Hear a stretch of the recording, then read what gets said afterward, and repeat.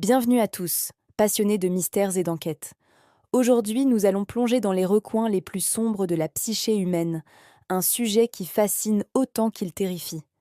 Les tueurs en série, non pas seulement dans la réalité, mais aussi dans les pages de nos livres. Le terme serial killer nous évoque immédiatement des noms tristement célèbres. Ted Bundy, le séducteur macabre, John Wayne Gacy, le clown tueur, Jeffrey Dahmer, le cannibale de Milwaukee. Ces figures réelles ont marqué l'histoire criminelle par leur brutalité, leur absence apparente de remords et la complexité de leurs motivations. Leur existence nous pousse à nous poser une question fondamentale. Comment un être humain peut-il devenir un monstre? Les criminologues et psychologues ont passé des décennies à tenter de percer ce mystère. Ils ont exploré des pistes variées, des traumatismes d'enfance, des anomalies neurologiques, des troubles de la personnalité comme la psychopathie ou la sociopathie. La fameuse triade de MacDonald, énurésie, cruauté envers les animaux et pyromanie durant l'enfance, a longtemps été considérée comme un signal d'alarme. Mais la vérité est souvent plus complexe. Il n'existe pas de formule unique pour créer un tueur en série. Chaque cas est une énigme, un puzzle macabre où se mêlent biologie, environnement et choix personnels. Cette fascination pour l'abîme psychologique a naturellement trouvé un écho puissant dans la littérature. Les auteurs de thrillers et de romans noirs ont compris que le tueur en série est bien plus qu'un simple antagoniste. Il est un miroir déformant de notre société, l'incarnation de nos peurs les plus profondes. Si on remonte dans le temps, des œuvres comme L'étrange cas du docteur Jekyll et de Monsieur Hyde de Stevenson exploraient déjà la dualité du bien et du mal au sein d'un même individu. Mais c'est avec des romans comme Le silence des agneaux de Thomas Harris que le tueur en série est devenu une icône de la culture populaire. Hannibal Lecter, avec son intelligence supérieure, son raffinement et sa cruauté glaçante, a redéfini le genre.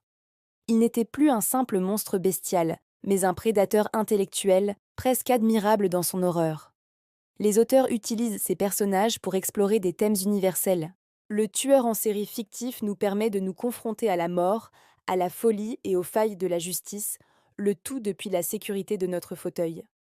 À travers les yeux des détectives qui les pourchassent, nous participons à une quête de sens. Comprendre le tueur, c'est espérer comprendre le mal lui-même, c'est tenter de remettre de l'ordre dans le chaos. Le succès de ce genre littéraire repose sur un équilibre délicat. L'auteur doit nous faire ressentir le frisson du danger sans tomber dans la glorification de la violence. Il doit nous intriguer avec l'esprit tordu du tueur tout en nous faisant espérer sa capture. C'est un jeu de manipulation psychologique avec le lecteur, une danse sur le fil du rasoir entre fascination et répulsion. C'est précisément cette exploration des ténèbres que j'ai voulu pousser encore plus loin dans mes propres romans. Si vous êtes captivé par ces profils psychologiques complexes, alors laissez-moi vous présenter deux histoires qui vous entraîneront au cœur de l'esprit des prédateurs.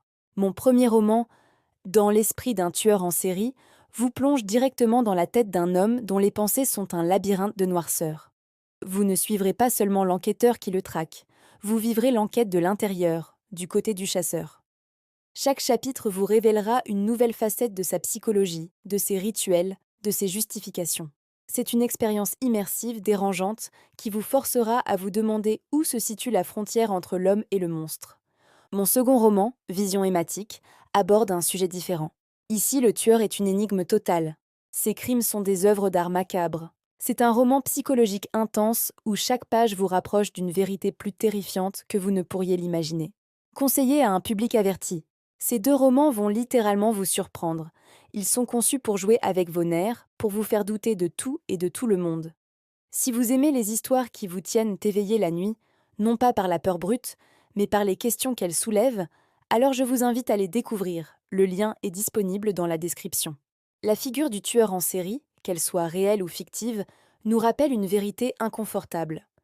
Le mal n'est pas toujours une force extérieure et lointaine. Il peut prendre un visage humain, un visage parfois séduisant, parfois ordinaire. La littérature nous offre un moyen d'explorer cette obscurité sans nous y perdre, de l'analyser pour mieux nous en protéger, et peut-être pour mieux nous comprendre nous-mêmes. C'est une catharsis, un voyage au bout de la nuit dont on revient, je l'espère, un peu plus éclairé. Merci d'avoir exploré ce sujet sombre et fascinant avec moi. Vous trouverez les liens vers mes romans dans la description. N'oubliez pas de vous abonner pour ne manquer aucune de nos prochaines enquêtes littéraires. À très bientôt.